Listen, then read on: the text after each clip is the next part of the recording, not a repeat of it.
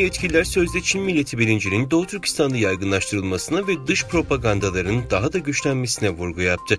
Uygur Özerk Bölgesi Parti Komitesi Sekreteri Ma Xingrui 25 Aralık'ta Urumçi'de bir ideolojik ve kültürel tanıtım çalışma konferansı düzenledi ve yeni yılda Uygur bölgesindeki ideolojik ve kültürel faaliyetlerin nasıl sağlam bir şekilde tanıtılacağına dair talimatlar verdi. Habere göre Ma özellikle yabancı propaganda faaliyetlerinin güçlendirilmesine odaklanarak Sincan'la ilgili dış propaganda ve kamuoyunda inisiyatif almalıyız.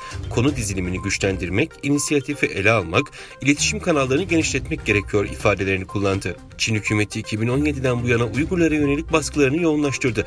Kitlesel gözaltına alma ve kuşatmalar gerçekleştirerek milyonlarca insanı kamplara hapsetti. Bölgede gerçekleştirdiği zulümler ABD hükümeti ve Kanada, Hollanda ve Fransa parlamentoları tarafından soykırım olarak nitelendirildi. Ancak son yıllarda Çinli yetkililerin yurt dışında kendilerini savunmaya yönelik propaganda faaliyetlerini önemli ölçüde arttırdıkları ve bunu yapmak için çeşitli yöntemlere başvurdukları biliniyor.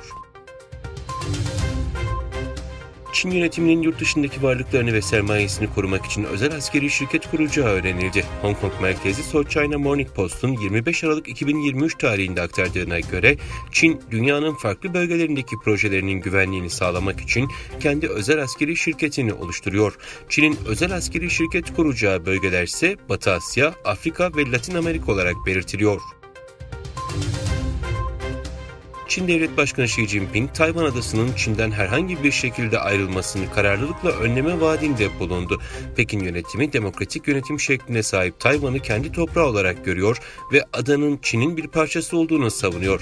Ayrıca ada üzerindeki egemenlik iddialarını desteklemek için de son dönemde askeri ve siyasi baskılarını artırıyor.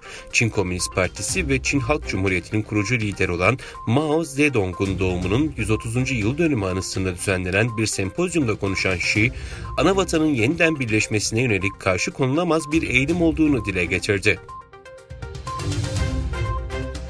Çin Ulusal Kamu Güvenlik Birimleri çevrim içi nefret söylemlerini önlemek bahanesiyle 34 bin sosyal medya hesabını kapattı. Çin basınında çıkan haberlere göre Çin rejimi bu yılın Nisan ayında sözde internetteki dedikodulara karşı baskı hareketi başlatmış olup bu süreçte baskıları arttırma kararı alan Çin Kamu Güvenlik Birimleri 2024 yılını çevrim içi söylentilere karşı eylem yılı olarak belirleyerek 34 bin sosyal medya hesabının kapatıldığını ve 6.300 ilgili kişiyi cezalandırdığını duyurdu.